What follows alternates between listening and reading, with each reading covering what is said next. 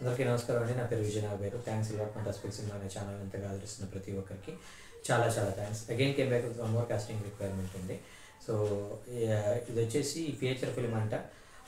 Children's boys and girls mother and father childrens కావాలంట.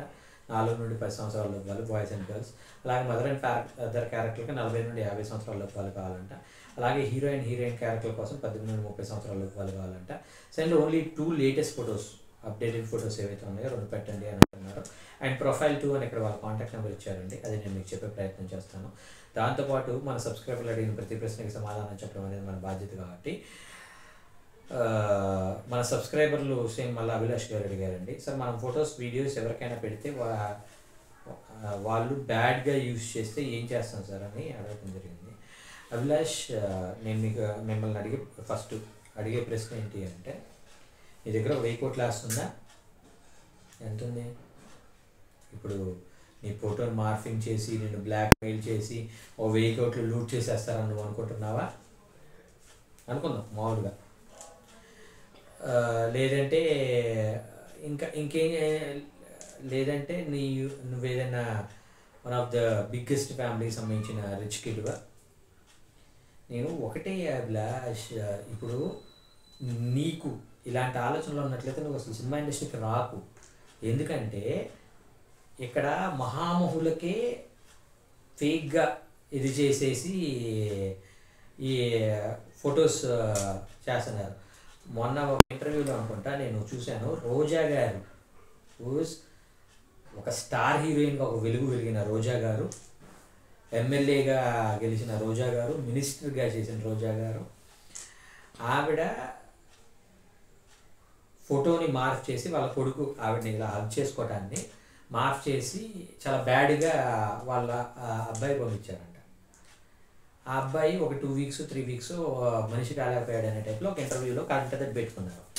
నేనేమంటానంటే, వాళ్ళకే ఇలాంటి తప్పట్లా నువ్వంతా నేనంతా అంటా. సో ఇక్కడ నువ్వు ఆర్టిస్ట్ అవుదాం అనుకుంటున్నావు, రైటర్ అవుదాం అనుకుంటున్నావు, డైరెక్టర్ అవుదాం అనుకుంటున్నావు పక్కన పెడితే, ఇలాంటివన్నీ యాక్సెప్ట్ చేయగలిగే ఒక ఇది ఉంటేనే నువ్వు సెలబ్రిటీ స్టేజ్లోకి రావాలి, సెలబ్రిటీ అవ్వాలి అని ఒక ఆలోచనలోకి రావాలి. ఇప్పుడు నేనేమంటానంటే, నీకు నాకు కాదు, ఎవరెవరైతే స్టార్ హీరోయిన్స్ ఉన్నారో వాళ్ళందరికీ మార్ఫింగ్ ఇది ఉంది, స్టార్ హీరోస్ ఉన్నారో వాళ్ళందరికీ మార్ఫింగ్ ఇది ఉంది.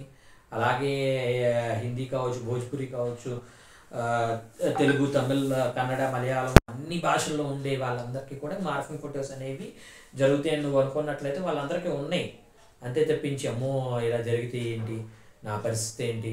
ఇక్కడ నేను ఏమంటాను అంటే, అన్నిటికీ సిద్ధంగా ఉంటేనే ప్రజా జీవితంలోకి రావాలంటే, ప్రజా జీవితం అంటే ఒకటి ఏదైనా సెలబ్రిటీ స్టేటస్ అయి ఉండొచ్చు, లేదంటే పొలిటికల్ ఇదే అయి ఉండొచ్చు, ఏదైనా కావచ్చు. రేపనే రోజు ఇప్పుడు సింపుల్ నీకు అర్థం అవడం కోసం ఒకటి చెప్తాను ఏంటంటే, ప్రజారాజ్యం అనే పార్టీ పెట్టి చిరంజీవి గారు జనాల్లోకి వెళ్ళినప్పుడు గుడ్డు తీసుకొని కొట్టినాడు ఒకడు ఉన్నాడు, నెత్తికి గుడ్డు తీసుకొని కొడితే ఆయన జస్ట్ ఇలా తల ఇల్లించుకున్నాడు. కానీ ఆ గుడ్డు తీసుకొని కొట్టినాడు ఎవడో ఎత్తకండి, వాడిని నామరూపాలు లేకుండా చంపేయండి ఇలాగెవరల్లా.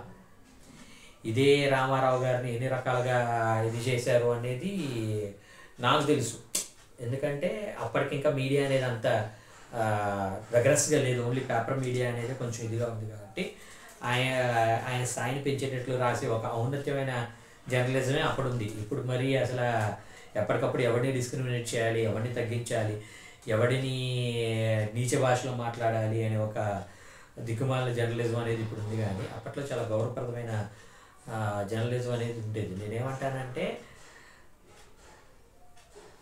ప్రతి మనిషి లైఫ్కి 2 ఉంటాయి, ఒకటి గుడ్ ఉంటుంది, 2 బ్యాడ్ ఉంటుంది. ప్రతిదానికి అంటే బ్యాడ్ వస్తే కృంగిపోవటం, గుడ్ రాగానే పొంగిపోవటం కాకుండా దేన్నైనా యాక్సెప్ట్ చేయటం, దేన్నైనా యాక్సెప్ట్ చేయగలిగే ఒక ఇది నీకు ఉంటేనే you please get in to industry. నేను అభిలాష్కి మాత్రమే కాదు, మీ అందరికీ చెప్పేది అదే.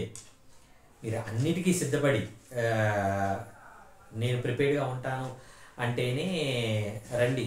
లేదు నేను దీనికి మాత్రమే ఉంటాను అంటే this is not your cup of tea. మీ టైంతో పాటు అవతల టైంని వేస్ట్ చేసిన వాళ్ళు అవుతారు. సో అది మీకు అర్థమైంది అనుకుంటున్నాను. ఇంకా మీకు ఇలాంటి డౌట్స్, క్వశ్చన్స్, క్వైరీస్ ఏదైనా ఉన్నట్లయితే కమెంట్ రూపంలో అడిగే ప్రయత్నం చేయండి. ప్రతి ప్రశ్నకి ఆన్సర్ చేయడం అనేది జరుగుతుంది. So getting back to the casting requirement వచ్చేసి చెప్పాను కదండి డీటెయిల్స్. వీళ్ళ contact number 8522929388. I repeat 8522929388. Disclaimer అని మీ అందరికీ తెలిసిందే కదా. ఈ పర్టికులర్ కాస్టింగ్ రిక్వైర్మెంట్కి నాకు ఎటువంటి వ్యక్తిగతమైన లావాదేవీలు లేవు. వీళ్ళు ఎవరో కూడా నాకు తెలియదు. వీళ్ళలో ఎవరైనా మిమ్మల్ని డబ్బులు అడిగినా, మిమ్మల్ని మోసం చేసే ప్రయత్నం చేసినా దయచేసి వాళ్ళు ఇగ్నోర్ చేసే ప్రయత్నం చేయండి. ఎందుకంటే మన ఛానల్లో ప్రతిరోజు ఒక కాస్టింగ్ రిక్వైర్మెంట్ అనేది వస్తూ ఉంటుంది కాబట్టి ఆ కాస్టింగ్ రిక్వైర్మెంట్ ద్వారా మీ అందరి లైఫ్లో అద్భుతాలు జరగాల మనస్ఫూర్తిగా కోరుకుంటున్నాను. వీడియో నచ్చిందా లైక్ చేయండి, వీలైనంత ఎక్కువ మందికి షేర్ చేయండి. ఎవరైతే సబ్స్క్రైబ్ చేసుకోకుండా చూస్తున్నారో please do subscribe. Thank you and all the best.